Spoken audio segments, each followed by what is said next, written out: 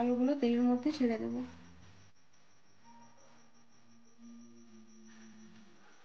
বেসনটা ভালো করে আলুটার সাথে মাখিয়ে নিতে হবে।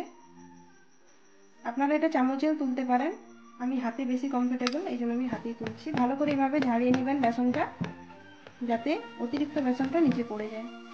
এবার তেলে এইভাবে ছেড়ে দিতে হবে।